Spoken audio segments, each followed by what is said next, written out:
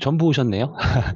네, 앞으로 12주 동안 그 리더님들과 건강 영양에 대해서 네, 기본을 다지는 시간을 통해서 네, 그 우리 리더님들 앞으로 비즈니스에 조금이나마 좀 도움이 됐으면 하는 바람을 가지고 있습니다. 네, 다양한 내용을 앞으로 다루게 될 텐데요. 오늘 그 교육 자료 다 받으셨죠? 네. 음, 첫 번째 시간인데 비타민에 대한 내용도 엄청나게 많습니다. 그런데 많다고 생각하시겠지만 실제로는 이제 적은 겁니다. 이제 엑기스만 추렸다고 보시면 되는데요. 다른 거는 다 몰라도 이 내용만은 꼭 아셔야 된다고 제가 생각하는 그런 내용만을 좀 추려봤습니다. 이 과정의 목표는요, 예를 들면 이제 소비자분께서 비타민 D는 왜 필요해요? 라고 질문을 했을 때 지금은 칼슘을 흡수해서 뼈 건강에 도움이 되는 게 비타민 D예요. 라고 하셨다면 이 과정을 마치신 다음에는 이렇게 대답을 하실 수가 있으시겠죠. 비타민 D는 첫 번째, 칼슘 대사를 조절해서 뼈 건강에 도움이 되고 둘째, 비타민 D는 면역 비타민이라고 할 수 있습니다. 선천성 면역, 후천성 면역, 면역 기능 전반에 도움이 됩니다. 세 번째, 지금 전 세계에서 가장 연구가 많이 되는 그런 영양소가 비타민 D라고 할 수 있습니다. 가장 핫한 그런 영양소라고 할 수 있겠죠.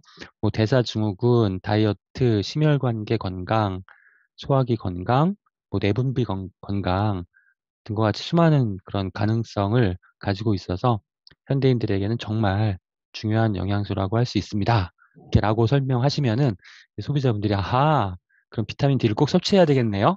라는 답을 얻어내는 것이 제 목표라고 할 수 있습니다. 사실 이제 오늘 1시간 동안 다룰 내용이 비타민에 관한 내용인데요. 비타민 C만 하더라도 한 5시간 정도 시간이 소요되는 그 방대한 분량인데 1시간 안에 다른 모든 비타민을 다 다뤄야 되기 때문에 좀 빠르게 진행을 하겠습니다. 그래서 이제 잘 못 들으신 부분들이 있으시면은 제 전달해 드린 그 교육 자료 참고해 주시면 될 것 같고요.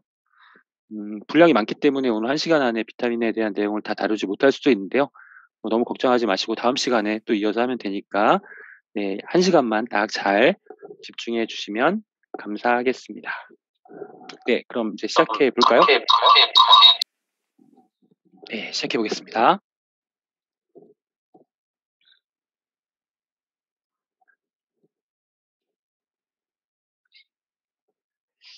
네, 오늘은 말씀드린 대로 비타민에 관련된 그런 내용을 진행을 하게 될 텐데요.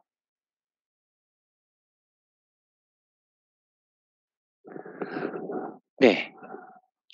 먼저 비타민에 대해서 좀 알아보도록 하겠습니다. 비타민은 이제 어원이 이제 비타민, 바이탈과 아마인의 합성입니다. 합성어. 이제 바이탈은 생명의 필수적인이라는 의미를 가지고 있고요. 이제 아마인은 사실은 질소가 함유되어 있는 물질을 아마인이라고 합니다. 그래서 처음에 이제 우리가 이제 건강에 도움이 되는 어떤 영양소를 발견했는데 그 안에 이제 질소가 들어 있어서 이제 생명의 필수적인 그런 질소 함유 물질이다. 그래서 비타민이라고 지었는데 이제 쭉 계속 이제 영양학이 발전하면서 이 비타민 중에서 질소가 없는 그런 비타민이 있는 거예요. 그래서 그러면 아마인이라는 용어를 쓰면 안 되겠다. 이렇게 고민했었는데 아니, 그러면 지금까지 이렇게 사용했으니까 그냥 아마인에서 맨 끝에 이를 빼자. 그래서 이제 이를 빼고 바이탈과 아마인의 합성어 비타민이라고 이제 지금은 영어로 그렇게 쓰고 있습니다.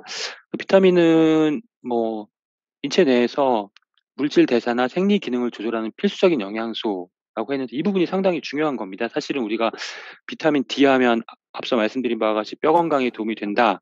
이렇게 단편적인 게 아니고 또 예를 들면 또 뭐가 있을까요? 비타민 A는 눈 건강이나 피부 건강에 좋다라고 하는 이런 단편적인 부분이 아니라는 거예요. 그러니까 인체 내에서 모든 물질 대사와 생리 기능을 그런 조절하는 과정에 관여를 하기 때문에 중요하다라는 겁니다. 그래서 우리가 뼈가 튼튼하다고 해서 비타민 D를 섭취하지 않아도 된다라는 게 아니에요. 예. 우리가 정말 우리 몸에서 일어나는 모든 그런 어떤 생체 반응 그리고 우리 몸이 필요로 하는 모든 새로운 물질을 만들어내는 과정에서 이제 그 비타민이 필요하다라는 부분들을 좀 기억하셨으면 좋겠습니다. 그리고 체내에서 전혀 합성되지 않거나 합성되더라도 충분하지 못해서 이제 반드시 섭취해야 되는 그런 영양소이고요. 비타민 N은 지용성 비타민과 수용성 비타민이 있는데 지용성 비타민은 말 그대로 이제 지방에 잘 녹는 그러한 비타민이고요. 네 가지가 있습니다. 비타민 A, D, E, K. 그 지용성 비타민은 지방이 우리 체내에 축적이 되잖아요. 그러니까 지용성 비타민도 지방과 함께 저장이 되기 때문에 우리 체내에 축적이 됩니다. 축적이 계속되면 나중에 필요 이상으로 많아지면은 오히려 부작용이 발생할 수 있겠죠. 그래서 지용성 비타민 독성을 유발할 수 있다라고 하는 거고요. 과잉 섭취를 장기간 했을 때. 그리고 이제 수용성 비타민. 수용성 비타민은 이제 물에 녹는 비타민이죠. 비타민 B군, 비타민 C가 해당이 되는데 이 우리 물은 우리 몸에 들어왔다가 계속 이제 밖으로 배출이 되죠. 그렇기 때문에 수용성 비타민은 우리 몸에 축적이 되지 않습니다. 그래서 많이 섭취하셔도 괜찮습니다. 과잉으로 섭취하더라도 이제 필요한 만큼만 사용되고 나머지는 우리 몸에서 배출을 하기 때문에 독성의 문제가 거의 없다라는 것이죠. 그래서 실제로 이제 비타민 B군 같은 경우에는 권장량의 100배 이상을 섭취하기도 하고 또 그 이상 함유되어 있는 그런 건강기능식품도 시중에 많이 나와 있습니다. 그러면 이제 지용성 비타민 A부터 살펴보도록 하겠습니다. 네, 지용성 비타민 A. 이제 지용성 비타민 A는 레티노이드가 이제 비타민 A의 활성 형태인데요. 보통 이제 형태가 조금씩 틀려요. 그래서 이름도 약간 틀린데 레티날, 레티놀, 뭐 레티노익산 등으로 불려지는데 약간씩 이제 화학적인 구조가 틀린 물질이죠. 그래서 뭐 레티날, 레티라고 뭐 이런 그 앞에 이런 단어가 들어가면 다 비타민 A에 그 포함되는 그러한 성분이다라고 이해하시면 되겠습니다. 동물성 식품에 풍부하고요. 그리고 이제 비타민 A는 아니지만 우리 체내에서 비타민 A로 전환되는 그런 그 영양소들이 있죠. 그래서 비타민 A의 전구체 혹은 프로비타민 A다 이렇게 부릅니다. 이 프로비타민 A 대표적인 것이 이제 카로티노이드 중에서 이제 잘 알고 계시는 베타카로틴 같은 거죠. 이제 카로티노이드는 식물에 들어있는 그런 황색의 색소 성분인데 지금까지 한 종류만 발견된 종류만 한 700여 가지 정도 됩니다. 그래서 말씀드렸던 베타카로틴도 그렇고 알파카로틴, 감마카로틴, 또 눈에 좋은 루테인, 또 카로티노이드의 일부고요. 그리고 토마토에 많이 들어있고 전립선 건강에 도움이 되는 라이코핀 또 역시 카로티노이드의 하나입니다. 그 중에서 이제 카로티노이드 중에서 일부가 이제 베타카로틴 특히 우리가 섭취했을 때 비타민 A로 이제 바뀌기 때문에 이제 베타카로틴과 몇 가지 종류의 카로티노이드들도 비타민 A의 범주에 포함시키기도 합니다. 비타민 A는 지용성 비타민이라서 체내에 축적된다고 말씀드렸는데 이 베타카로틴, 카로티노이드의 경우에는 비타민 A로 이제 비타민 A가 우리 체내에 풍부하게 존재하면 비타민 A로 전환되지 않습니다. 그렇기 때문에 독성에 그런 걱정이 없겠죠. 그래서 비타민 A가 필요할 때 카로티노이드, 베타카로틴을 섭취하시는 것이 독성에 걱정 없이 비타민 A를 잘 보충할 수 있는 그런 좋은 방법이라고 할 수 있겠고요. 비타민 A의 대표적인 기능은 뭐 눈 건강에 도움이 된다라는 부분 잘 알고 계실 거고요. 그다음에 피부 건강에 도움이 된다. 네, 레티놀 하면은 피부 건강에 도움이 된다라는 것도 알고 계시겠죠. 그런데 이제 피부뿐만이 아니라 상피세포 분화와 성장, 점막 건강에 도움이 된다라고 하고요. 그다음에 피부 면역계에 중요하다고 하는데 이 부분은 어떤 의미인지를 뒤에서 다시 한번 자세하게 살펴보도록 하겠습니다. 시각작용, 우리 이제 그 망막, 눈 안에 이제 상이 맺히는 부분 망막이라고 하는데 망막에는 여러 가지 시각 관련된 그런 세포들이 존재하죠.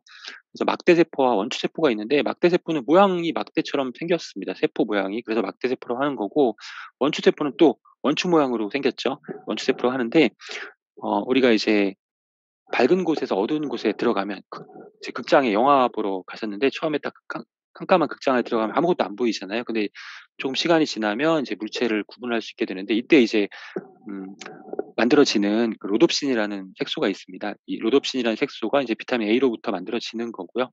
그래서 이렇게 어두운 곳에 처음 들어갔을 때 처음에 안 보이다가 서서히 보이기 시작하는 그러한 현상을 이제 암순응이다. 그래서 암순응에 관여를 한다라고 할 수 있고요. 이제 반대로 이제 어두운 곳에서 깜깜한 곳에서 갑자기 아주 환한 곳으로 나와도 물체를 잘 구별할 수가 없죠. 빛이 워낙 강하게 비추기 때문에. 이때도 이제 색을 감지하는 색소 아이오놉신이라는 색소가 이제 만들어지는데 역시 비타민 A에 의해서 만들어지는 것이죠.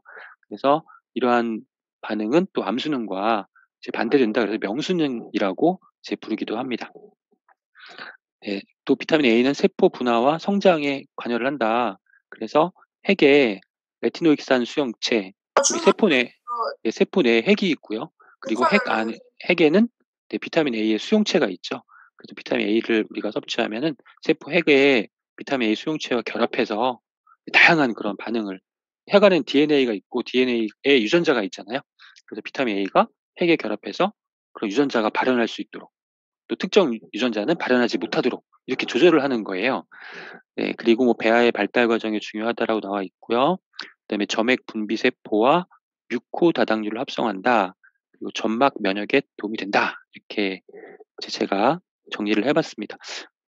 점액 분비 세포, 점막 면역, 뮤코 다당류라는 단어가 나오는데요. 먼저 이 뮤코 다당류가 무엇인지 살펴보도록 하겠습니다. 뮤코 다당류, 다당류는 뭐 당이 여러 개 결합되어 있는 물질 다당류라고 하는 거고요. 뮤코는 앞에 붙어 있는 뮤코라는 뜻은 점액질에라는 그런 뜻입니다. 점액질에 있는 다당류라는 뜻인데요. 그래서 이제 비타민 A가 뮤코 다당류 합성에 관여하고 있기 때문에 이런 점액과 관련된 그러한 중요한 기능을 가지고 있는 것이 비타민 A라고 할 수 있습니다. 동물 조직 중에서 단백질 복합체로 존재하는 아미노산과 뭐 당이 결합되어 있는 물질, 뭐 이런 물질을 다 총칭하는 것을 이제 뮤코 다당류라고 하는데, 대표적으로 이제 글루코사미노글라이칸이라는 GAG라는 물질이 있는데 아마 들어보셨을 것 같은데, 이 GAG는 어디에 많이 들어있냐면은 우리가 보통 연골 얘기할 때 GAG가 항상 나오죠. 글루코삼이라든가 MSM이라고 하는 그런 성분이 연골에서 이 GAG라고 하는 뮤코 다당류의 이제 원료가 된다. 네, 이렇게 말씀을 드렸었고요. 그다음에 이제 이 뮤코 다당류는 에너지원으로 사용되지 않고요. 조직의 구성 물질로 작용해서 조직의 유지와 강도, 유연함을 유지하는 역할을 하고, 그다음에 세포 외액의 용량 조절, 뭐 전해질 이동, 칼슘 평형 등과 같은 그런 중요한 기능을 한다. 근데 이제 이런 부분도 좀 어려운데, 이제 중요한 부분은 피부에 존재하는 뭐 히알루론산, 그다음에 콘드로이친 황산 등도 뮤코 다당류예요. 히알루론산, 콘드로이친 황산. 네, 피부에도 존재하지만 앞서 말씀드렸던 연골에도 존재하는 그러한 뮤코 다당류의 일종인데요. 이렇게 그 뮤코 다당류는 네, 피부에 존재하면서 단백질 복합체로서 피부나 연골에 높은 보수력, 그러니까 물을 충분하게 함유하는 그런 환경을 만들어 주어서 대사를 원활하게 해주는 역할을 하고요. 그리고 세포 유지 기능, 또 피부의 윤활성과 유연성에 도움이 되고, 이제 이 뮤코 다당류가 많으면은 그 외부에서 작용하는 힘 혹은 바이러스나 박테리아 등의 침입에 대해서 피부를 보호하기 때문에 그 면역 기능을 할 수 있어요. 그래서 이 면역 기능, 피부 뭐 점막을 통한 면역 기능도 중요한 면역 기능 중에 하나인데, 이러한 면역 기능을 점막 면역이라고 합니다. 점막 면역. 네. 점막 면역에 도움이 된다. 그 비타민 A가 뮤코 다당류 합성하는 데 관여하기 때문에 비타민 A가 이제 결과적으로는 면역 기능과도 아주 밀접한 관련이 있다라고 말씀드릴 수 있는 것이죠. 네. 그래서 비타민 A는 이 점막이 어디에 있냐면 상피 조직에 있어요. 상피 조직. 상피 조직에는 이제 상피 세포도 있고 점액 분비 세포도 있고, 그래서 이러한 세포들을 정상적으로 분화할 수 있도록 도와주는 것이 비타민 A고, 이렇게 이제 상피 세포와 점액 분비 세포, 점막 조직이 이제 정상적으로 작동을 하게 되면은 네, 원활하게 점맥을 분비해서 감염으로부터, 바이러스나 이제 박테리아의 감염으로부터 이제 우리 몸을 보호할 수 있는 그러한 면역 기능을 발휘할 수 있게 되는 것이죠. 이 점막 면역이 왜 중요하냐면, 우리가 처음에 우리 몸에 그 외부의 세균이나 바이러스가 침투할 때 어디로 침투하냐면 이 점막을 통해서 다 침투하는 거예요. 상피 조직과 점막을 통해서. 그러니까 뭐 예를 들면 이 점막이라고 하는 그 조직은 상피 조직에 다 있는 거거든요. 상피 조직은 어떤 조직을 말하냐면 우리 몸의 가장 외곽을 구성하는 그러한 조직을 상피 조직이라고 하죠. 우리 몸의 가장 외곽을 구성하는 조직이라고 하면 먼저 피부가 있을 거고, 피부도 우리 몸의 가장 외곽을 구성하죠. 그다음에 또 어디가 있을까요? 우리가 이제 숨을 쉴 때 코로 숨을 들이마시면 이 코 안에 있는 점막도 다 이제 우리 몸의 외곽을 구성하죠. 점막을 통해서 기도, 기관지, 그다음에 음식물을 섭취했을 때 소화기관, 식도, 위, 이런 부분들이 다 상피 조직이에요. 네, 생식기도 마찬가지고 이 상피 조직의 가장 겉부분이 다 그 점막으로 되어 있다라는 거예요. 네. 점막이 튼튼해야만 얘네들이 어 침입을 못 하겠죠. 코로나 바이러스가 어디로 침투를 하죠? 폐로 들어가잖아요. 우리가 맨 처음에 코로나 바이러스 나왔을 때 혹자는 폐렴이다, 뭐 우한 폐렴이다. 폐염증을 일으키는 거거든요. 그러니까 이제 기관지를 통해서 점막을 통해서 다 침투를 하는 거기 때문에 이 점막이 튼튼한 것이 굉장히 중요하다라고 할 수 있습니다. 우리 그 몸에서 가장 중요한 가장 큰 면역 기관이 어디예요? 네. 장이죠, 장. 소화기관. 그래서 우리가 장관 면역이라고 하죠. 장관 면역. 우리 몸의 면역 기관의 약 70% 이상을 담당하는 걸 장관 면역인데, 이 장관 면역을 우리가 삼중 면역이라고 합니다. 왜냐하면 세 가지 이렇게 단계로 되어 있거든요. 첫 번째 면역을 담당하는 것이 이제 뭐냐면은, 네, 우리 장내에 서식하는 유익균들. 네, 유익균들이 유해균 바이러스를 다 없애니까 첫 번째 단계로 이제 면역 작용을 하는 거고, 두 번째는 장의 점막. 네, 장의 점막. 장의 점막을 뚫고 들어가야 되는데 전막이 튼튼하면 못 뚫고 들어간다. 이거죠. 뚫고 들어가지 못한다. 그래서 이 점막 면역, 장에도 점막 면역이 존재한다라는 거예요. 그리고 이제 그 안에 장 점막 안에 다양한 면역 기관이라든가 이제 면역 물질을 만들어내는데 그게 이제 3단계. 그래서 장은 삼중 면역 체계를 가지고 있다. 그래서 굉장히 중요한 네, 이런 그 면역 기관이다라고 얘기를 하는 건데, 네, 지금 비타민 A로 다시 돌아와서 비타민 A는 정말 점막 건강에 도움이 되고 우리 면역의 가장 최일선이다라고 생각하시면 돼요. 네, 비타민 A가 이만큼 중요합니다. 그런데 이제 많은 분들께서 비타민 A는 독성이 좀 강하다. 그리고 지용성 비타민이기 때문에 과잉 섭취하면 독성에 문제가 있으니까 우리가 일반적으로 이렇게 식사를 하는 것 외에 추가로 비타민 A를 보충할 필요는 없다라고 주장하시는 전문가들도 간혹 계신데요. 그런데 비타민 A는 우리나라 국민들에게 가장 부족한 5가지 비타민 미네랄이 있는데 그중에 하나가 비타민 A입니다.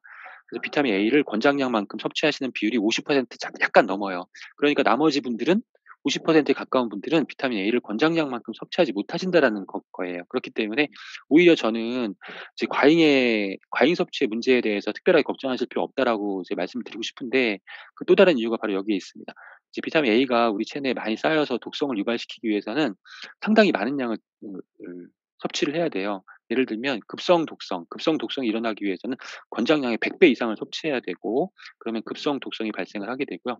또 만성 독성, 오랫동안 많이 섭취하게 되는 그런 경우에는 또 만성 독성이 발생하는데, 이 만성 독성은 수년 동안 권장량의 10배 이상을 매일매일 섭취해야만 이제 만성 독성이 발생합니다. 그렇기 때문에 이렇게 많은 양을 우리가 섭취할 수 있는 기회도 없고 오히려 부족한 영양소이기 때문에 독성에 걱정 없이 네, 그냥 충분히 섭취할 수 있도록 노력하시는 것이 좋은 그런 필요한 영양소다라고 생각하고 있고요. 그리고 앞에서 말씀드린 바와 같이 정말 비타민 A의 과잉 섭취가 걱정되신다면 베타카로틴의 형태로 섭취하시게 되면 비타민 A가 충분했을 때 비타민 A로 바뀌지 않으니까 이런 독성의 문제가 전혀 없다. 이 부분을 이제 고려해 주시면 되겠습니다. 다만 이제 임신하셨을 경우에는 아주 작은 양의 그런 과잉 영양소라도 특히 임신 초기에는 또 영향을 많이 미칠 수가 있으니까 이럴 때에만 좀 조심해 주시면 되겠습니다. 네, 비타민 A가 부족했을 때에는 점액 분비가 잘 안 되고 이제 각막의 상피세포 혹은 폐나 피부, 장 점막, 이 점막에 이제 점막에서 점액 분비 세포가 점액을 분비하게 되는데, 이게 이제 비타민 A가 부족하면은 점액 분비가 잘 안 되겠죠. 그럼 각질화가 되는 거예요. 말라 비틀어져서 떨어진다라고 생각하시면 됩니다. 그러면 이 점막이 제대로 제 기능을 하지 못하게 되겠죠. 그렇기 때문에 면역 기능이 떨어질 수 있다라는 것이죠. 네, 이 부분을 기억해 주셨으면 좋겠습니다. 그리고 베타카로틴은 우리 체내에서 비타민 A로 전환되는 그러한 물질인데 이제 카로티노이드의 한 종류고요. 붉은색, 황색 색소이기 때문에 우리가 보통 이제 일상 식생활에서 붉은색이나 황색을 띠는 그런 과일이나 채소에 풍부합니다. 당근이라든가 뭐 토마토라든가 또 많이 있죠. 붉은색, 황색을 띠는 호박, 뭐 이런 옥수수 이런 데 많습니다. 그리고 네, 카로티노이드 중에서 가장 활성이 높고 많은 양을 차지하고요. 또 비타민 A의 전구체로서 비타민 A로 전환이 되기도 하고 비타민 A를 운반하는 그런 과정에 관여를 하기도 합니다. 네, 베타카로틴은 지금 보시는 것처럼 그러니까 중간에 화학 구조가 보이시죠? 빨간 동그라미 안에 이중결합이 있습니다. 이중결합이 이제 베타카로 우리가 섭취했을 때 우리 체내에서 이중결합이 딱 끊어지면서 두 개로 분리가 되겠죠? 이 두 개 각각 이제 비타민 A가 되는 거예요. 레티날, 비타민 A로 두 개가 분리가 되는데 이렇게 떨어지면 이중결합이 떨어지면서 전자들이 나와요. 전자들을 이제 다른 물질에 제공을 해주게 되는 거예요. 나중에 이제 오늘 말씀을 드리겠지만 전자를 제공해 주면은 우리 유해산소가 많이 발생하잖아요. 우리 체내에서 유해산소가 발생하는데 유해산소가 이제 반응성이 굉장히 커서 우리 세포를 손상을 시키는데 그 이유는 뭐냐면 유해산소는 전자가 없기 때문에 그래요. 전자를 빼앗아 오려는 그런 성질. 그런 반응성이 굉장히 크기 때문에 우리 세포막 성분이나 뭐 미토콘드리아나 핵에 있는 전자를 뺏어오니까 그 부분에 손상이 일어나는 거거든요. 전자를 필요로 한다는 거죠. 유해산소가. 근데 베타카로틴이 우리 체내에서 이제 분해되면서 전자를 제공해 주기 때문에 그 전자를 유해산소가 받아서 중화가 되는 거죠. 없어지는 거죠. 그래서 베타카로틴은 항산화 기능을 가지고 있다라고 하는 겁니다. 베타카로틴 항산화 기능 가지고 있다? 근데 항산화 기능 정말 중요한데 왜 베타카로틴이 중요하냐면 항산화제가 이 베타카로틴이 상피 조직에 주로 작용을 하기 때문에 그런 거예요. 상피 조직. 비타민 A의 전구체니까. 그러니까 이제 결론적으로 말씀드리면은 이 베타카로틴은 항산화학 작용을 하는데 유해산소를 없애는 작용을 하는데 어디서? 어디서? 상피 조직에서. 상피 조직에서 면역체 일선이라고 하는 상피 조직에서 항산화 기능하기 때문에 중요하다. 상피 조직을 건강하게 유지하는 데 도움이 된다라고 말씀을 드릴 수가 있는 겁니다. 상피 조직은 어디냐면 우리 몸의 최외곽을 구성하는 정말 중요한 피부, 물리적 장벽이라고 합니다. 피부나 호흡기, 그 다음에 소화기관 전체, 생식기관 전체. 이 조직을 다 상피 조직이라고 하는데 이 상피 조직이 건강해야만 우리가 면역 기능을 제대로 발휘할 수 있는 거고 이 상피 조직에서 가장 중요한 항산화 기능을 하는 것이 베타카로틴이다. 이렇게 이해하시면 될 것 같습니다. 비타민 A에 대해서 말씀을 드렸는데 비타민 A 한번 정리해 보겠습니다. 많은 내용 말씀드렸는데 기억하시기 쉽게 가장 중요한 내용만 3가지씩 한번 제가 정리를 해드릴 건데요. 첫 번째는 눈 건강에 도움이 된다. 그 다음에 피부 건강, 상피 조직 건강. 피부 건강뿐만 아니라 전체적인 상피 조직 건강에 꼭 필요하다. 그리고 그렇기 때문에 면역체 일선이라고 하는 점막 면역에서 아주 중요한 영양소가 비타민 A다. 그 비타민 A는 눈과 피부 건강뿐만이 아니라 면역 기능에도 꼭 필요한 그러한 비타민이다. 라고 정리를 해주시면 되겠습니다. 비타민 A를 살펴봤고요. 그 다음에 두 번째 지용성 비타민인 비타민 D에 대해서 알아보도록 하겠습니다. 비타민 D는 우리가 뼈의 형성과 유지에 도움이 되는 대표적인 기능성을 가지고 있는 것으로 잘 알려져 있죠. 칼슘과 인의 흡수에 필요하고 그렇지만 더 중요한 기능들은 알러지나 뭐 애토피나 이 면역 기능에도 관여를 하고요. 그리고 실제로 이제 애토피 같은 경우에는 이제 그 약물을 사용하는데 치료할 때 약물을 사용하는데 보조 치료로 사용되는 영양소들이 있어요. 어떤 영양소들이냐면 뭐 감마리놀렌산, GLA라든가 그다음에 프로바이오틱스 그리고 또 하나가 비타민 D예요. 비타민 D. 그리고 이제 코로나가 한창일 때 그 미국 전 대통령 트럼프 대통령이 코로나에 감염됐었죠. 그때 처방받은 그 처방 전 중에 비타민 D와 아연이 들어 있습니다. 그만큼 면역 기능에 도움이 된다라는 거죠. 그다음에 비타민 D는 비만과 당뇨와도 관련이 있고 또 현대인들의 건강에 관련이 있는 모든 그런 여러 가지 문제점들에 다 지금 비타민 D가 매우 중요하다라는 부분들이 이제 밝혀지기 시작했습니다. 그래서 제가 처음에 이제 잠깐 언급을 해드렸는데 비타민 D는 비타민 미네랄 영양소 중에서 가장 핫하고 가장 많이 연구가 진행되는 그러한 영양소, 가능성이 정말 무궁무진한 영양소이기 때문에 정말 중요하다. 이렇게 말씀을 드릴 수가 있을 것 같습니다. 비타민 D가 사실은 그 피부에서 합성이 되죠. 피부에서 합성이 되는데 자외선을 받아서 이 비타민 D의 전구체, 이제 콜레스테롤로부터 유도되는 비타민 D의 전구체가 피하 조직에 있는데 여기서 자외선을 받으면 이 비타민 D로 바뀝니다. 비타민 D로 바뀌어서 우리 체내에서 사용이 되게 되는데 물론 식품 중에도 있죠.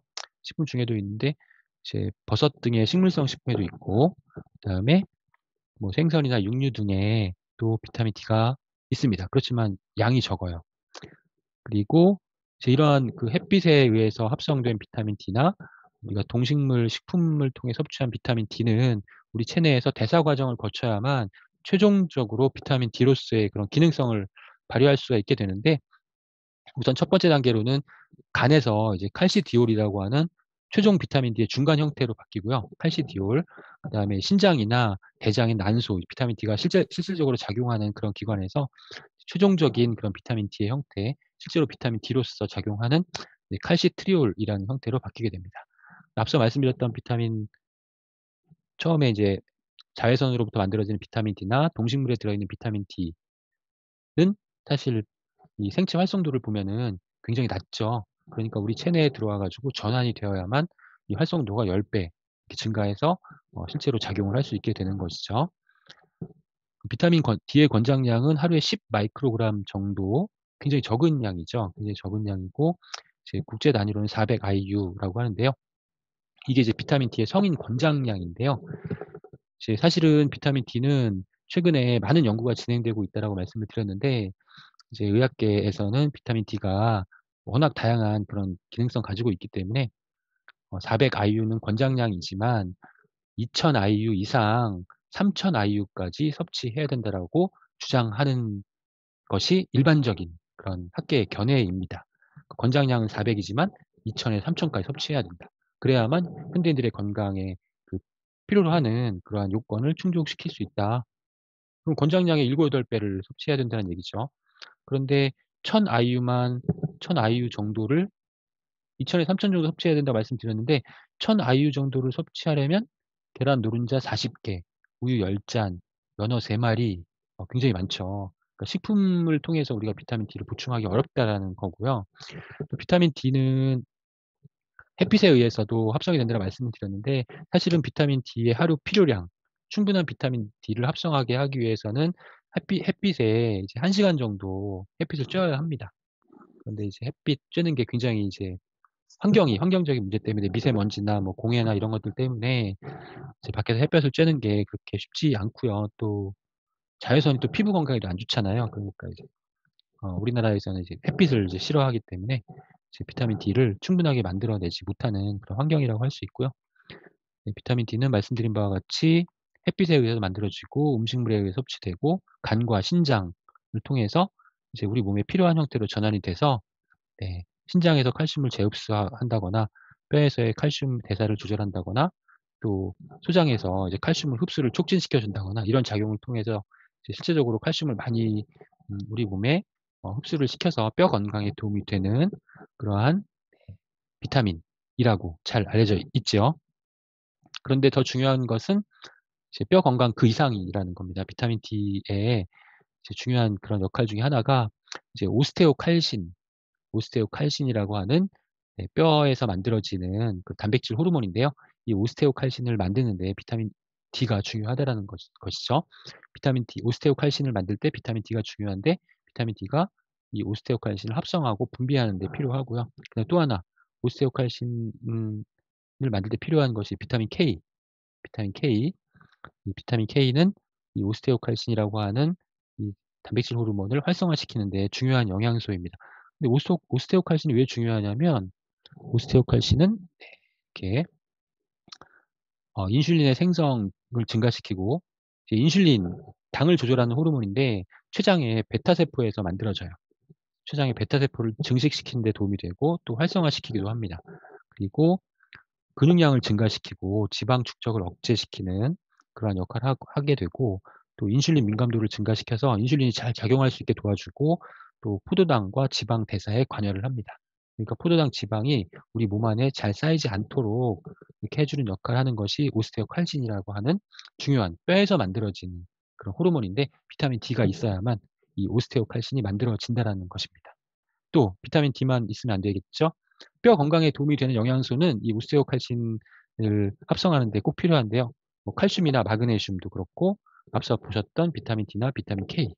네, 그러면 이런 영양소를 충분히 섭취하면서 뼈 건강에 도움이 되는 운동을 하시면 오스테오칼신이 잘 만들어집니다. 체중 부하 운동, 뼈에 약간 부담이 되는, 네, 그런 운동을 하셔야만, 네, 이 오스테오칼신이 잘 만들어진다는 점. 오스테오칼신 뒤에 계속 나와요. 그러니까 이 오스테오칼신은 꼭 기억해 두셨으면 좋겠습니다. 뼈에서 만들어지는 중요한 호르몬이다. 비타민 D가 필요하다. 네, 비타민 D는, 네, 면역 비타민이라고 할 수 있습니다.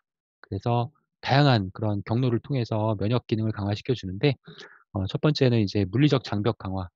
이제 우리가 이제 아까 이제 상피 조직에 대해서 말씀드렸잖아요. 상피 조직 점막에 대해서 말씀드렸는데 이 점막 자체를 점액 분비를 통해서 튼튼하게 해주는 것은 비타민 A이고 이 점막은 예를 들면 장점막이 있으면 점막에 이렇게 점막 세포들이 다 붙어 있겠죠.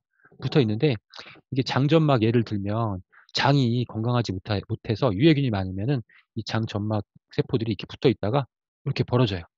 이 벌어지면 어떻게 되겠어요? 그게 딱 붙어 있어야지 외부에서 바이러스나 유해균이 우리 장점막을 통해서 몸에 침투하지 못할 텐데 물론 여기 점막도 중요하지만 이게 딱 벌어지면 어떻게 되겠어요? 바로 이제 유해 물질들, 바이러스나 유해 물질들이 다 이렇게 밑으로 다 안으로 다 들어가겠죠. 이걸 물리적 장벽 간극 연접이라고 하는데 이거를 간극 연접을 비타민 D가 강화시킬 수 있다. 그래서 튼튼하게 방어할 수 있다. 그리고 세포 간의 신호 전달을 통해서 이제 상호 이제 이렇게 더욱 밀접하게 이제 작용할 수 있도록 도와주는 것이 이런 것들을 물리적 장벽이라고 하는데 비타민 D가 물리적 장벽을 강화시키는 역할을 하게 되고요. 또 선천 면역, 우리가 선천 면역, 후천 면역이 있어요. 면역 기능에는 선천 면역은 태어날 때부터 우리 면역 가지고 태어나는 그런 면역 기능을 선천 면역이라고 하고 후천 면역은 뭐죠? 태어난 다음에 이제 외부에서 바이러스가 침입하면 이 바이러스에 대항하는 항체를 만들죠. 항체를 만들어서 우리 몸을 보호하는 면역을 후천 면역이라고 하죠. 예. 그래서 어 우리 그 막 태어난 아기들과 또 어르신 중에서 누가 더 감기에 더 잘 걸릴까요? 네. 아기가 더 잘 걸리죠. 왜냐하면 이 아기들이 태어나서 감기 바이러스가 침투해 본 적이 없거든요. 그러니까 바이러스가 침투하면 바로 이제 감기에 걸려서 항체를 생성하게 되는 건데 이제 이 어른들은 한 번 걸린 감기에는 다시 걸리지 않아요. 네. 왜냐하면 항체가 만들어졌기 때문에. 이걸 후천 면역이라고 하는 거죠. 근데 왜 감기에 난 계속 걸리지?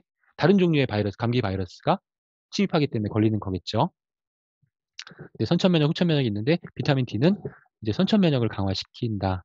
상피 세포나 다양한 면역 세포를 활성화시키고 또 우리 몸에 이제 면역 기능을 담당하는 그런 단백질이 있는데 이제 이걸 항균 활성 펩타이드라고 합니다. 단백질. 이 단백질을 항균 활성 펩타이드, 면역 단백질을 생성하는데 비타민 D가 필요합니다. 그중에서 이제 가장 유명한 잘 알려져 있는 그런 어 면역 단백질이 이제 카데엘리시딘이라고 하는 그런 단백질이 있는데요. 이 카데엘리시딘은 정말 중요하고 유명한 그런 면역 단백질이기 때문에 뭐 기억하시는 것도 좋을 것 같습니다. 네, 카데엘리시딘. 그다음에 후천 면역 강화, 면역 세포 항체를 생성하는 능력도 비타민 D에 의해서 강화될 수 있다라는 점도 기억해 주셨으면 좋겠고요. 비타민 D의 이제 가능성에 대해서 보면 이제 비타민 D는 비만과 당뇨에도 관련성이 있다라는 것이 이제 최근에 밝혀졌습니다. 비만일 경우에 비타민 D 체내 농도가 낮게 나와 있는데요. 그 이유는 뭐냐면 비타민 D 지용성 비타민이기 때문에 비만일 경우에 지방의 양이 많잖아요. 그럼 지방 조직 내로 비타민 D가 다 끌려 들어가는 거예요. 지방과 함께 축적이 되면서 지방 조직에 비타민 D가 다 이제 모이게 되는 거죠. 그럼 이제 혈액중이나 다른 필요한 비타민 D가 필요한 부위에 비타민 D가 부족하게 되는 거고 이렇게 비타민 D가 지방 조직에 쌓이게 되면은 이 안에서 비타민 D를 분해하는 효소가 분비가 되면서 비타민 D 다 없애버린다는 거죠. 예. 그리고 뭐 비만일 경우에는 간의 뭐 지방간이라든가 뭐 섬유화, 간경변, 뭐 간염 등으로 인해서 비타민 D가 제대로 이제 간에서 필요한 형태로 전환이 되지 않는 그런 상태가 되기 때문에 이제 비만일 경우에 비타민 D 농도가 상당히 낮다라는 것이 밝혀졌고요. 그리고 또 비타민 D의 혈중 농도가 낮으면은 비타민 D가 부족하게 되면은 당뇨병의 발병 위험이 상승한다라는 것이 일반적인 그런 연구 결과, 이런 결과들이 상당히 많이 발표가 되고 있습니다. 그리고 비타민 D가 충분하면은 당뇨 예방 효과도 기대할 수 있다. 또 실제로 제2형 당뇨 환자에게 비타민 D를 보충했을 때 제1형 당뇨는 선천적 당뇨. 그래서 제1형 당뇨는 췌장이 기능을 못하기 때문에 인슐린이 만들어지지 않아서 발생하는 당뇨가 제1형 당뇨이고 제2형 당뇨는 원래는 췌장이 제 기능을 했는데 나중에 잘못된 식생활이나 생활 습관에 의해서 인슐린이 제대로 작동하지 않으면서 발생하는 그런 당뇨가 제2형 당뇨인데 이 제2형 당뇨 환자에게 비타민 D를 보충했을 때 인슐린 분비와 당대사 개선시켜서 이제 당뇨를 이제 개선하는 그런 효과가 나타났다라는 결과들도 많습니다. 그 외에도 비타민 D는 지금 가장 핫한 영양소라고 말씀드렸는데요. 지금 비타민 D와 관련된 그러한 수많은 연구들이 진행되고 있고 지금 보시는 것과 같이 암이나 뭐 알츠하이머, 혈압, 당뇨, 갑상선 뭐 다양한 분야에서 연구가 진행되고 있고 비타민 D가 이러한 그런 건강상의 문제와 밀접한 관련이 있다라는 그런 결과들이 아주 많이 나오고 있습니다. 그래서 비타민 D가 정말 중요한 영양소고 현대인들이 꼭 필요한 영양소고 그래서 전문가들은 의학계에서는 비타민 D의 권장량보다 한 수배에서 5배에서 최대 10배까지도 섭취하라고 권장을 하고 있는 것이죠. 네, 권장량이라고 하는 것 자체가 이제 이 권장량을 채우지 못했을 때 건강상의 문제가 나타난다라는 의미라서 이제 건강을 유지하기 위한 최소한의 섭취량을 권장량이라고 하는 것이고 실제로는 이제 영양소의 섭취량을 이제 판단할 때에는 이제 권장량보다는 최적 섭취량이라는 개념을 활용하시는 것이 좋습니다. 최적 섭취량. 그러니까 어 가장 최소한의 섭취량이 아니라 정말 건강에 도움이 될 수 있는 충분한 섭취량을 설정해 놓고 거기에 맞추는 것이 좋겠다라고 하는 그 개념이 이제 최적 섭취량 개념이죠. 그럼 최적 섭취량이 어느 정도 될까? 제 영양소의 섭취량의 범위는 이제 권장량, 권장량이 최소량이라고 한다면 상한 섭취량이 있어요. 상한 섭취량. 이 상한 섭취량은 뭐냐면 이 상한 섭취량까지 섭취하면 안전하다라는 개념이에요. 안전하다. 이게 상한 섭취량입니다. 이 상한 섭취량을 넘어가면 어떻게 되겠습니까? 모르죠. 상한 섭취량을 넘어가면 우리 몸에 해가 된다는 그런 개념이 아니라 상한 섭취량의 개념은 이 상한 섭취량까지 섭취하더라도 우리 몸에 전혀 문제가 없다. 안전하다라는 그런 개념으로 이해하시면 좋겠습니다. 그러면 충분 섭취량은 어떻게 될까요? 최소한의 양인 권장량과 네, 최대 안전량인 상한 섭취량 이 사이의 양을 섭취하시면 된다라는 거죠. 영양소보다 약간 틀리긴 합니다만 충분하게 섭취하시라는 의미고요. 또 비타민 D의 잠재적 기능성을 보면은 지금 보시는 부분들이 실제로 이제 비타민 D가 긍정적인 영향을 미친다는 결과가 이제 확인된 그러한 부분들이죠. 대사증후군, 앞서 말씀드렸던 비만이나 당뇨, 그다음 체중 조절, 또 면역 기능 개선, 심혈관계 건강이나 위장관계 건강, 피부 건강, 두뇌 건강까지 네, 이런 부분들이 비타민 D가 도움이 될 수 있다고 하니까 상당히 무한한 가능성을 가진 그러한 영양소이다. 우리는 권장량만 어, 섭취하면 되는 게 아니라 그보다 훨씬 더 많은 양, 충분한 양을 섭취하는 것이 현대인들의 건강을 유지하는 데 도움이 된다라고 말씀드릴 수가 있겠습니다. 근데 비타민 D가 사실은 이렇게 중요한데 아직까지는 많은 분들이 비타민 D가 중요하다라는 것들을 잘 인식하지 못하고 계시는 것이 이제 현실인데요. 우리나라 국민들의 비타민 D 섭취 부족 비율이 비타민 D를 권장량만큼도 섭취하지 못하는 비율이에요. 전 세계에서 가장 높아요. 가장 높아요. 10명 중에 9명이 비타민 D가 부족한 상황이라는 것입니다. 왜 이런지는 잘 모르겠습니다. 워낙 햇빛을 싫어하시는 네, 그런 생활 방식 때문일 거라고 생각이 듭니다. 그래서 비타민 D는 제 섭취 권장량이 성인 기준으로 400인데 최적 섭취량은 네, 최적 섭취량은 2000. 그러니까 5배 정도를 더 섭취하시는 것이 좋겠고요. 임상적으로 이제 임상적 필요 섭취량이라는 것은 어떤 우리 몸에 문제가 있을 때, 뭐 질환이나 이런 것들이 있을 때 이런 것들 치료하기 위해서 섭취하는 양, 이런 질병을 치료하기 위해서 투여하는 이런 양이 이제 4,000 IU까지 또 투여하고 있기도 하고 안전 섭취량은 약간 이제 견해가 다르기도 한데 4,000에서 10,000 사이, 4,000에서 10,000 사이는 안전하다. 그러니까 권장량 기준으로 하면 10배에서 20배까지도 안전한 지용성 비타민 중에서는 아주 안전한 그런 비타민이 D이고 오히려 충분히 많이 섭취하면 좋겠다. 우리나라 2020년에 이제 5년마다 이제 한국인 영양 섭취 기준을 우리나라에 발표하는데 2020년에 발표됐고 또 2025년에 발표하겠죠. 그때 이제 비타민 D 상한 섭취량을 이제 발표했어요. 그래서 막 태어난 그 아기들도 1000. 그러니까 성인 권장량이 400인데 지금 막 태어난 아기들, 6개월 미만의 아기들도 1000까지 안전하다는 얘기예요. 그러니까 굉장히 안전하다고 보시면 되겠죠. 그래서 뭐 청소년 및 성인은 10배까지 안전하다. 네, 이렇게 이해하시면 되겠습니다. 네, 비타민 D에 대해서 말씀을 드렸는데요. 비타민 D를 한번 정리해 보겠습니다. 세 가지로 또 정리해 봤습니다. 네. 세 가지인지 모르겠는데 첫 번째는 뼈 건강에 도움이 되는 거 이미 다 알고 계시는 거고, 두 번째는 비타민 D는 면역 기능에 꼭 필요하다. 면역 기능 개선. 면역력에 관심이 많은 그런 시대인데요. 여기서 이 시대의 가장 중요한 영양소가 비타민 D가 아닐까 그렇게 생각을 합니다. 세 번째는 다양한 기능성 가능성. 이 세 번째 다양한 기능성 가능성 안에 또 수십 가지의 그런 기능성이 들어있죠. 그래서 너무나 많은 그런 기능성이 있기 때문에 다 정리할 수가 없어서 그냥 3번에 다 묶어서 그냥 다양한 기능성, 가능성이라고 표현을 했습니다. 그만큼 중요하다라는 거 기억하시고 평소에도 많이 이 비타민 D 잘 섭취하시고 또 고객분들께도 많이 이제 알려주시고 또 우리 비타민 D를 잘 전달해 주시는 것이 좋겠습니다. 정말 필요하다라고 생각하고요. 그다음에 세 번째 이제 지용성 비타민 E입니다.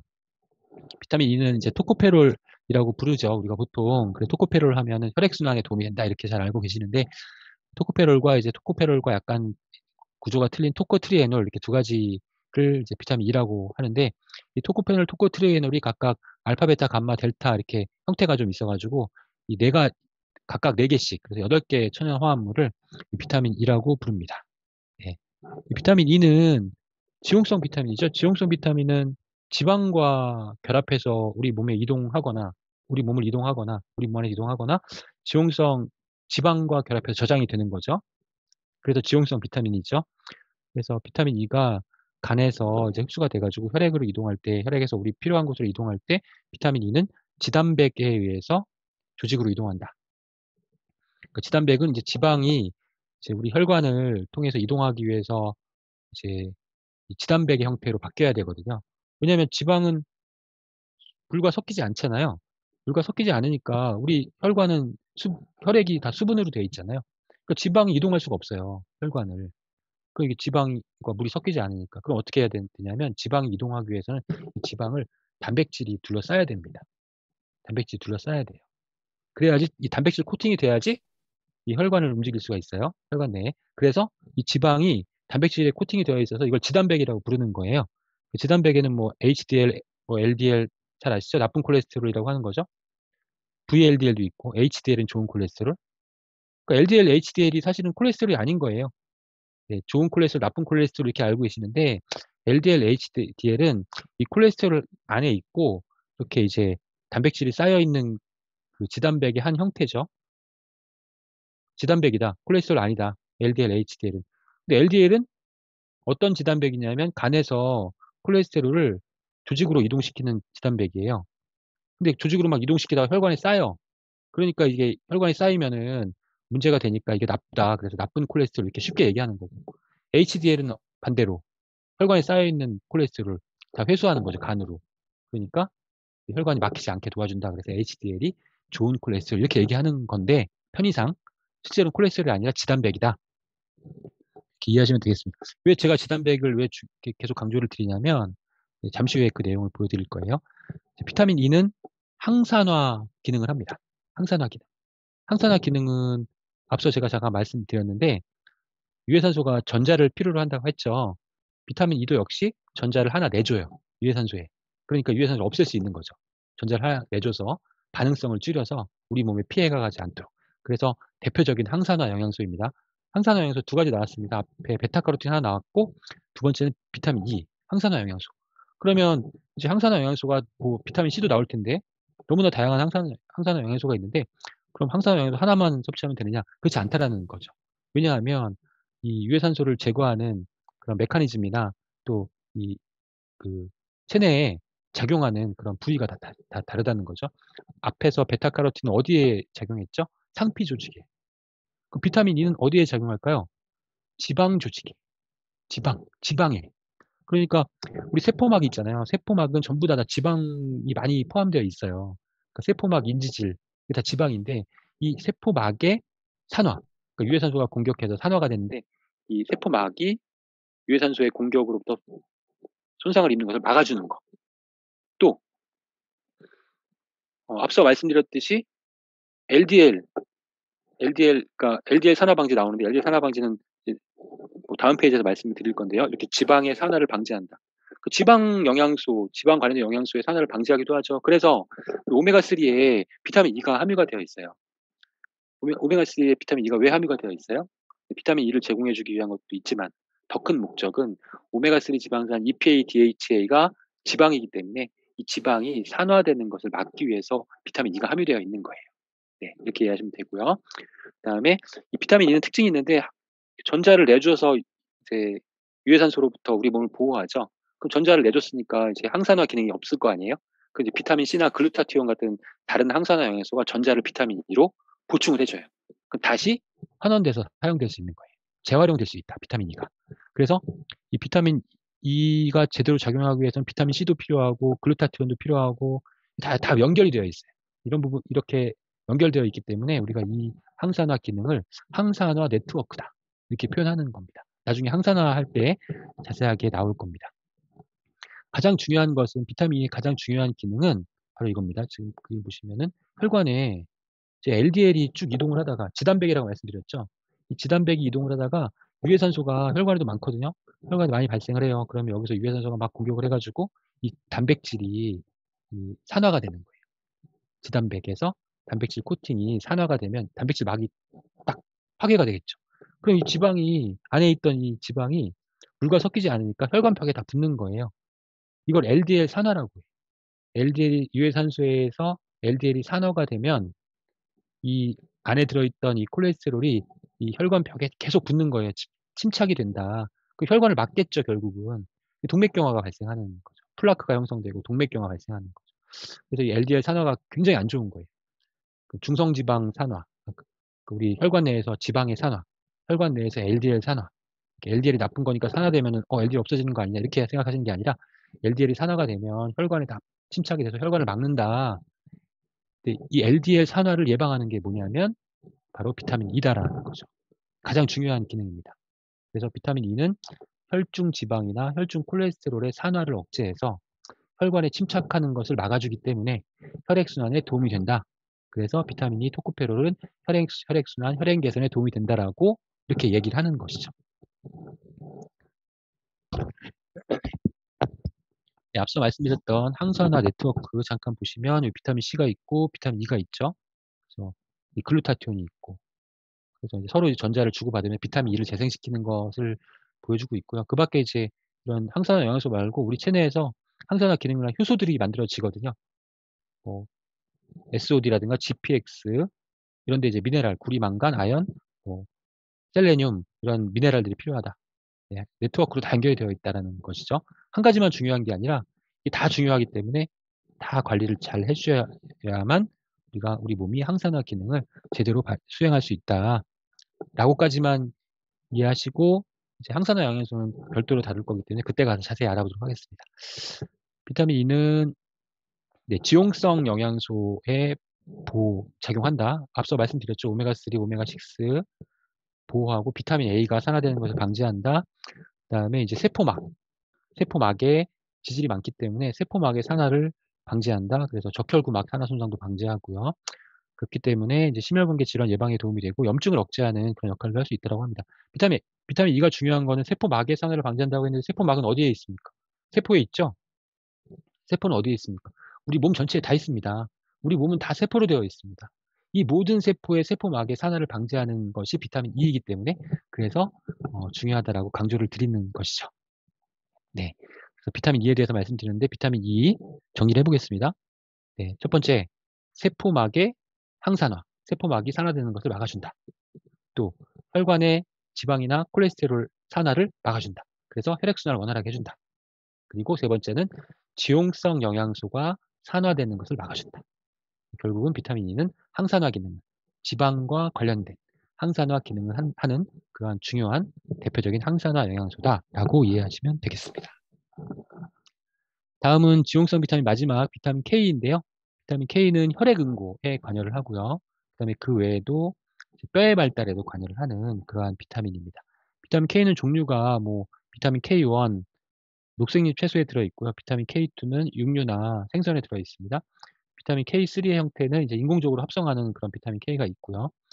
비타민 K1이나 K2는 장내 유익균에 의해서 생합성 될 수도 있으나 현대인들은 채소류의 섭취가 부족하기 때문에 비타민 K1도 부족하고 장 건강 상태가 완전히 안 좋아졌기 때문에 장내 유익균에 의해서 합성되는 비타민 K 양도 줄었습니다. 그래서 비타민 K는 사실은 건강기능식품 형태로 이제 보충을 해야 된다라고 이렇게 크게 강조되지 않았던 영양소예요. 그렇지만 최근에 한 20년 정도 전부터 현대인들에게 비타민 K가 부족하다라는 결과들이 계속 나오면서 비타민 K를 건강기능식품 형태로 보충을 해야 된다라고 해서 지금 현재는 종합 비타민 미네랄 제품에 비타민 K가 다 들어 있습니다. 비타민 K는 혈액 응고작용에 관여한다라고 했는데요. 굉장히 복잡한 과정인데 간에서 이제 비타민 K에 의해서 프로트롬빈이 만들어지고 이 프로트롬빈은 혈관으로 이동해서 이제 칼슘과 관여된 그런 복잡한 반응을 통해서 최종적으로 이 혈액 응고 단백질이라고 하는 피브린이 합성이 되는 거죠. 비타민 K가 결국 부족하면은 혈액 응고 단백질 피브린이 만들어지지 않기 때문에 혈액 응고가 잘 안 되는 거예요. 혈액 응고가 잘 안 된다. 혈액 응고가 안 되면은 문제가 또 많이 발생할 수가 있습니다. 네. 그래서 뭐 혈전이 너무 많아도 혈액 응고가 너무 잘 돼도 문제지만 안 돼도 문제가 되겠죠. 혈액 응고가 안 됐을 때 가장 큰 문제가 뭐예요? 우리 몸 안에서 혈관이 터졌을 때 이게 응고가 잘 안 된다 그러면은 이제 큰일이 나는 거죠. 머리에서 뇌에서 혈관이 터졌어. 그러면 이게 뭐예요? 뇌 뇌출혈. 뇌출혈되면은 빨리 이거 이제 응고를 시켜서 막아야 되는데 이게 잘 작동 안 하게 된다는 거예요. 굉장히 이제 중요한 혈액 응고도 굉장히 중요하다라고 할 수 있고요. 근데 여기 오스테오칼신 앞서 말씀드렸잖아요. 오스테오칼신 중요하다. 오스테오칼신 기억나시죠? 네. 오스테오칼신이 제 논문 한번 보면은 이렇게 그림이 나와요. 이 논문에 이제 오스테오칼신의 내분비적인 그런 역할 그런 논문인데 이 그림을 좀 보면은 여기 보면은 네, 조골세포에서 만들어지고 뼈를 만드는 뼈에서 만들어진다. 비타민 D하고 비타민 K가 필요하다 지금. 비타민 K 나와 있죠. 그 비타민 D나 비타민 K가 이제 오스테오칼신을 만드는 거예요. 이 오스테오칼신은 이제 뼈로 가기도 하고 뼈로 가면 뼈를 튼튼하게 해 주고 이제 혈액중 블러드로 가면은 이제 아까 말씀드렸던 뭐 인슐린 저항성을 개선해 준다거나 포도당 지방 대사에 관여를 한다거나 다른 그런 다양한 기능을 발휘하게 되는 것이죠. 그런데 이제 오스테오칼신 뼈로 간 오스테오칼신이 어떻게 작용을 하는지 보시겠습니다. 보면은 이 비타민 K에 의해서 이제 오스테오칼신 카르복실기가 결합이 되고요. 이 카르복실기가 결합되면은 이 뼈 안에 칼슘 이온과 이게 아주 단단하게 결합을 해요. 아주 단단하게 결합. 그러니까 쉽게 말씀드리면은 이 비타민 K는 뼈를 더 단단하게 결합시키는 그러한 네, 영양소라고 이해하시면 돼요. 우리가 만약에 뼈를 건물에 비유했을 때 건물을 지을 때 이렇게 벽돌을 쌓잖아요. 그러면 이 건물 자체에 필요한 그 물질은 벽돌이죠. 벽돌. 이 벽돌이 칼슘과 마그네슘 이런 거고, 네, 벽돌을 잘 조달해 주는 것이 비타민 D이고, 벽돌만 이렇게 쌓아놓으면 바람 불면 벽돌이 무너질 거 아니에요. 벽돌 사이에 시멘트를 이렇게 발라야지 딱딱 붙여가지고 시멘트를 발라야지 딱 붙어가지고 딱딱해질 거 아니에요. 이 시멘트 역할하는 건 비타민 K 이렇게 이해하시면 쉬울 것 같습니다. 네. 비타민 K가 뼈를 튼튼하게 해주는 역할도 하고 또 비타민 D만 이 오스테오칼신과 관여하는 게 아니라 비타민 K도 오스테오칼신 관여한다. 네, 비타민 K가 오스테오칼신 아까 보셨던 오스테오칼신이고요. 그 다음에 오스테오칼신에서 아까 보신 내용 이외에 맨 밑에 보시면 이제 아디포넥틴이라는 게 나와요. 아디포넥틴. 아디포넥틴이 뭐지? 그 기능을 보니까 화면 보시면 포도당 생성을 줄여주고 당이 많아지는 걸 줄여주고 지방 축적을 줄여주고 염증도 억제해주고 네, 거품세포 뭐 혈관 내피에 이제 그 거품세포 아까 이제 플라크라고 하는 건데 이런 것들이 막 쌓이는 것도 막아주고 그럼 동맥경화 예방되겠죠. 그러니까 지방을 빨리 소비시켜주고 에너지 소비를 증가시키고 이런 다양한 역할을 하게 된다는 것이죠. 그 아디포넥틴이라는 그 성분이 그래서 이제 제2형 당뇨나 관상동맥 질환 예방에 도움이 되고 인슐린 저항성을 개선하는 데 도움이 된다. 이게 이제 아디포넥틴입니다. 이 아디포넥틴은 지방에서 만들어져요. 지방에서. 그래서 이 아디포넥틴 이상하네. 지방에서 좋은 물질이 만들어지기도 하네. 네, 지방에서 좋은 물질이 만들어집니다. 왜냐하면 지방이 계속 쌓이면은 그만 이제 지방을 축적해라라고 하는 신호 물질이 만들어지는데 그게 바로 아디포넥틴이라는 겁니다.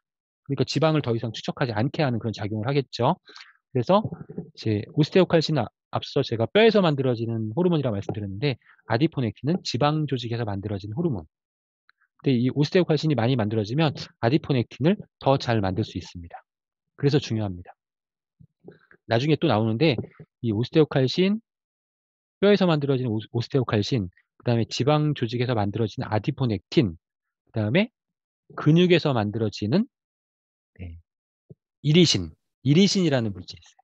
이 세 가지 호르몬들은 정확히 얘기하면 호르몬 유사 물질이고 호르몬 아닌데 이 세 가지 호르몬이라고 하겠습니다. 그냥 오스테오칼신, 지방의 아디포넥틴, 근육의 이리신, 이 세 개는 세 가지는 항상 붙어 다녀요.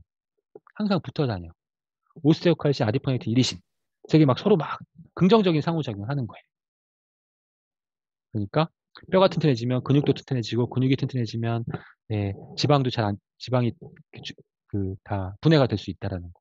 지방 분해되면 또 뼈가 튼튼해지고 이렇게 이해하시면 돼요.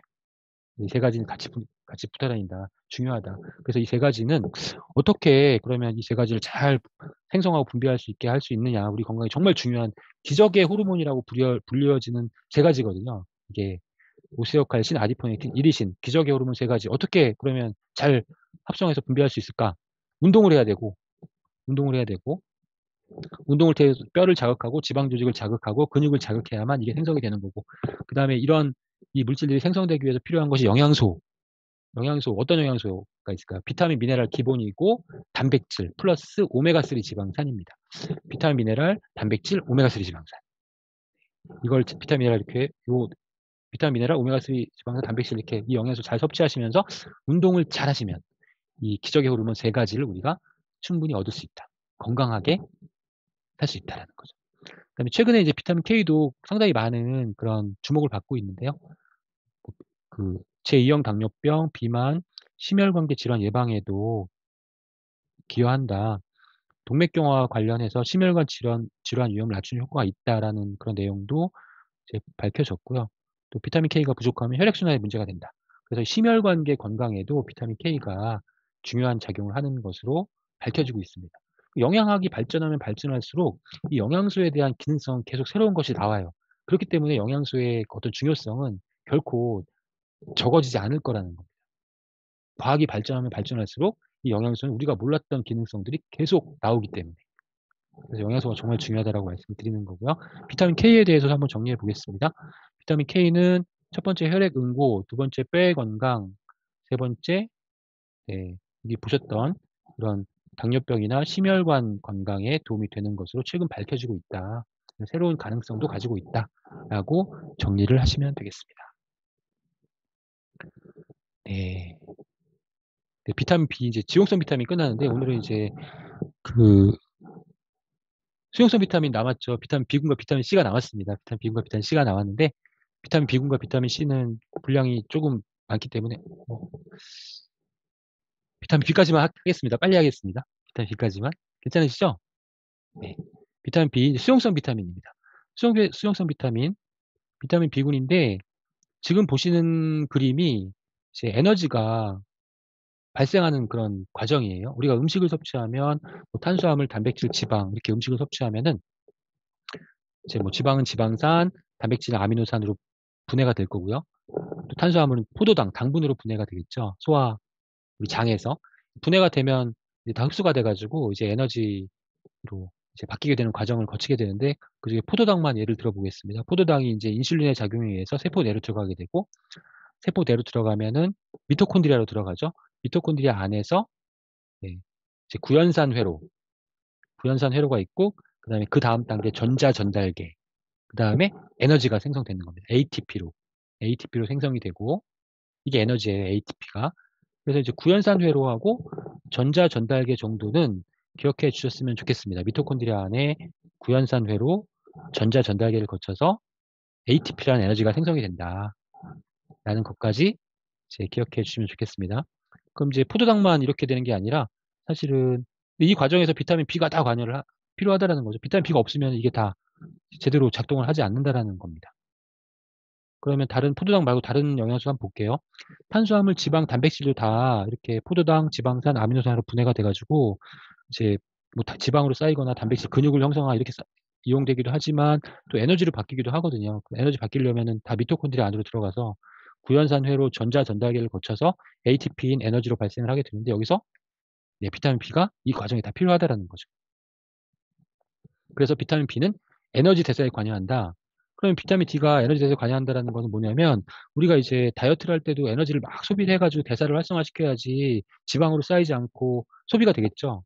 그래서 다이어트 할 때 비타민 B가 부족하면 다이어트 안 된다라는 거예요. 네. 또 우리가 맨날 피곤해. 피곤한 건 뭐예요? 우리가 활동을 하기 위해서 필요한 에너지가 잘 생성이 안 된다라는 거예요. 그 비타민 B가 부족하면 에너지가 생성이 안 되기 때문에 피곤한 거야. 그 피곤, 만성 피로에 해당되시는 호소하시는 분들에게 우리가 딱 제한하는 영양소가 비타민 B군이 대표적인 것이. 비타민 B군과 비타민 C를 이제 제한을 하게 되는데 비타민 C는 왜 뭐 약간 틀려요. 비타민 B군과는. 비타민 B가 이제 에너지 대사와 관련이 있기 때문에 그런 거고요. 그럼 에너지 대사 과정에서 이렇게 각각 이 반응이 일어나는 과정에서 비타민 B가 왜 이렇게 중요하냐면 비타민 B가 효소의 일부분이기 때문에 그렇습니다. 효소.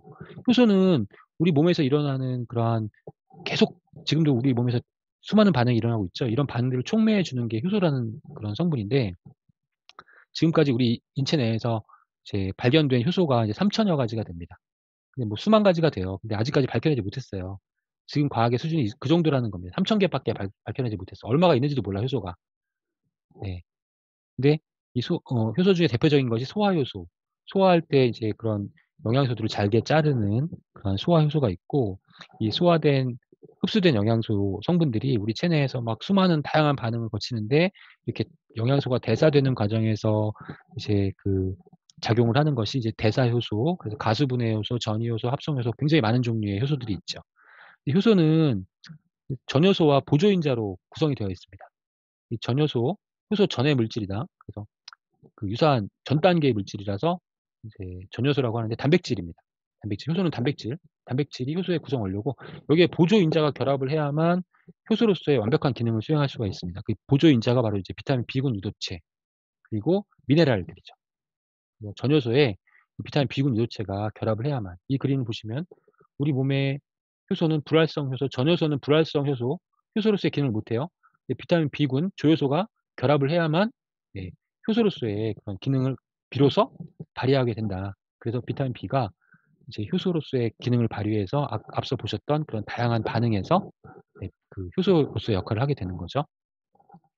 여기 보시면은 제가 방금 이 에너지 대사 과정에서 미토콘드리아 안에서 거쳐야 되는 단계 두 가지를 기억하시라고 말씀드렸어요. 구연산회로 기억나시죠? 네, 구연산회로. 그다음 단계가 뭐예요? 전자 전달기라고 말씀드렸잖아요. 네, 구연산회로 해서 뱅글뱅글 이제 여기서 이 포도당이 들어와서 이 안을 막 돌면서 회로잖아요. 회로를 돌면서 뭘 만들어내냐면 전자를 만들어내는 전자를 이제 그 성분에 그 성분에서 전자를 뽑아내는 거예요. 전자를 뽑아내서 이 전자를 전자 전달계로 보내는 거예요. 그래서 전자 전달계야. 네, 이해가 되시죠? 전자를 이 구연산회로에서 전자를 뽑아낸다라는 거예요. 이 구연산회로는 구연산이 이제 영어로 사이트릭 엑시드라서 CA 회로라고 하기도 하고 이 사이트릭 엑시드가 뭐 트리카르복실릭 엑시드라서 TCA 회로라고 하기도 하고 지금 보시는 크랩스 사이클이라고 했는데 크랩스가 이제 이 사이클을 발견한 학자의 이름이에요. 그래서 크랩스 사이클이라고 하기도 합니다.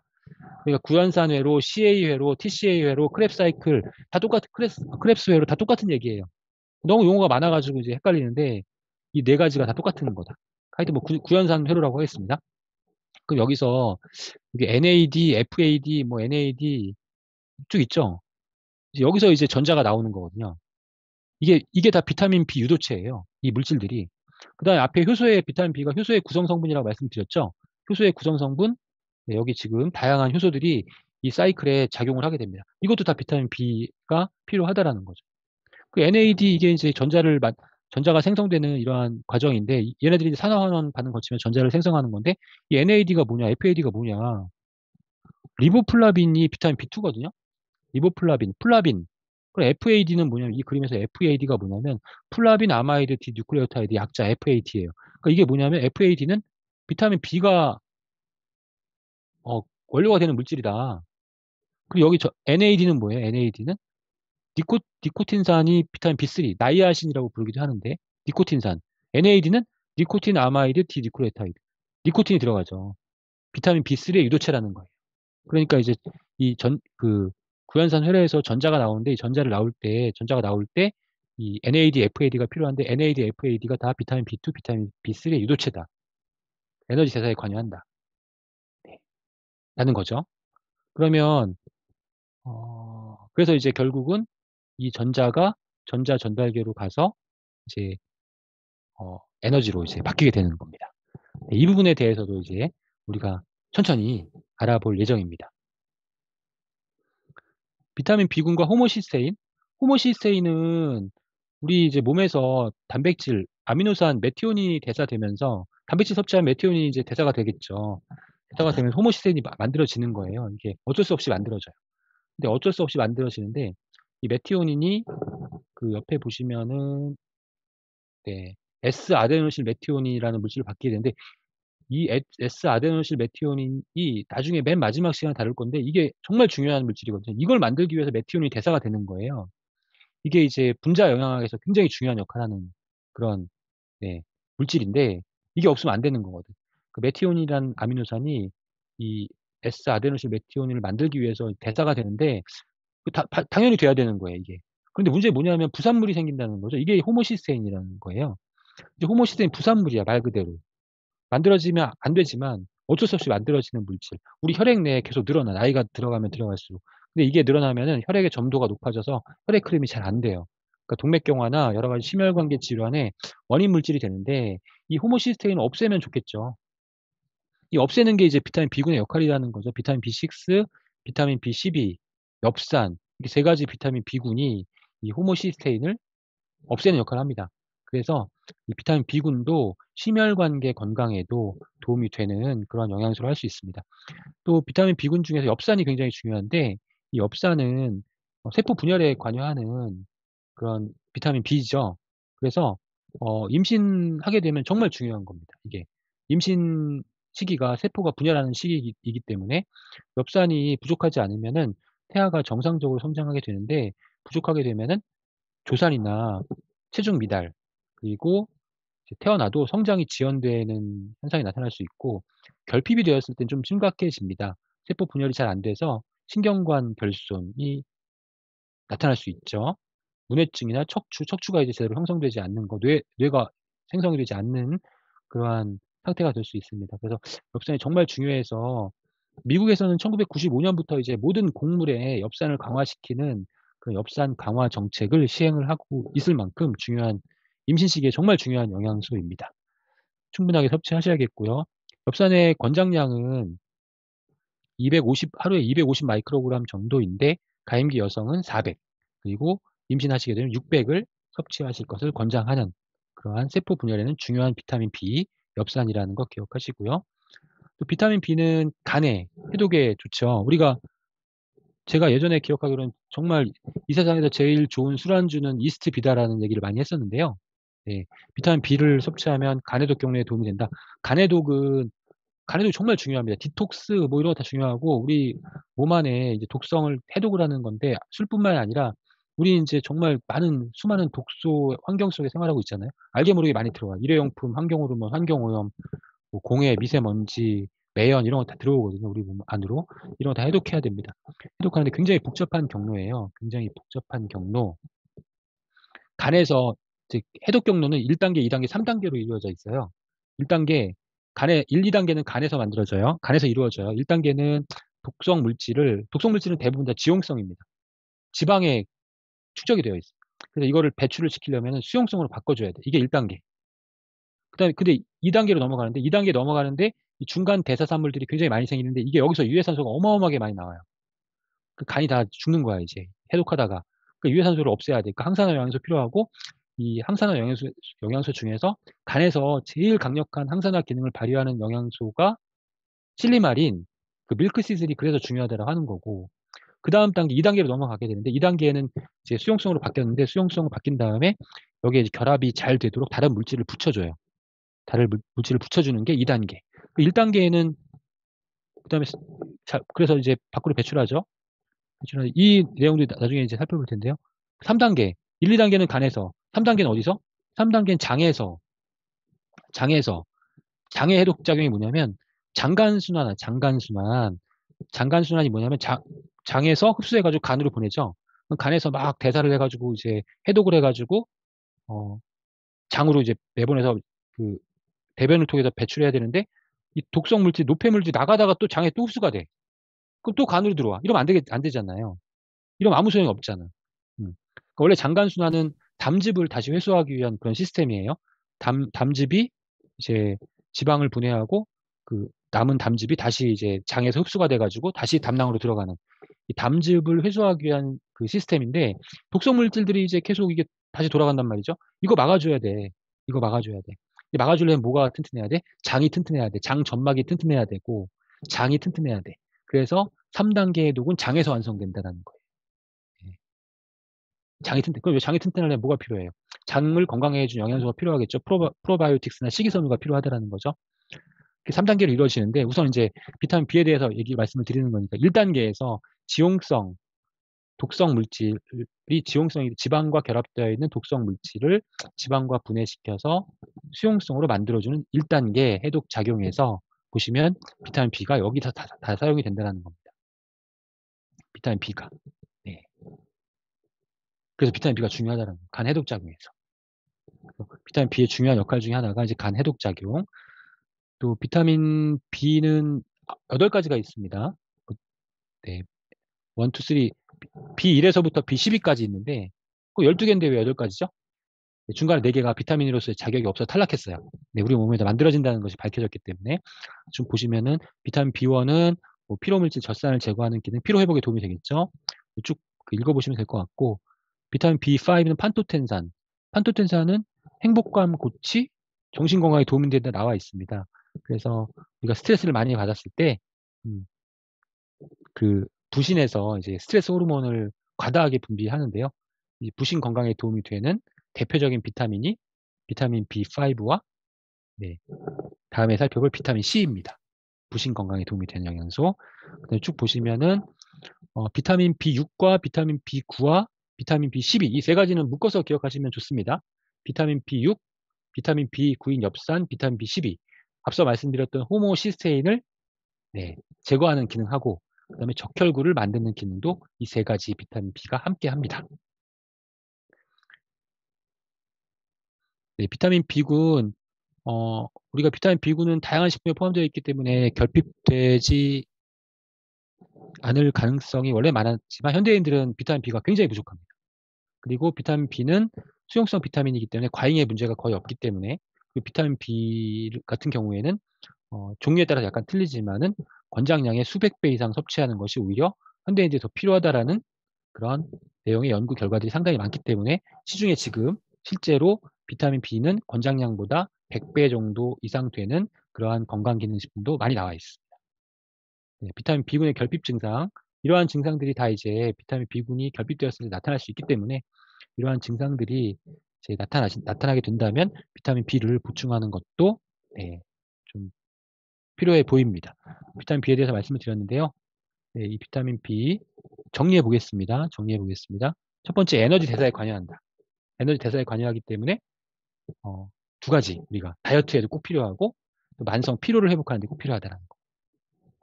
호모시스테인 대사, 심혈관계 건강에 필요하다.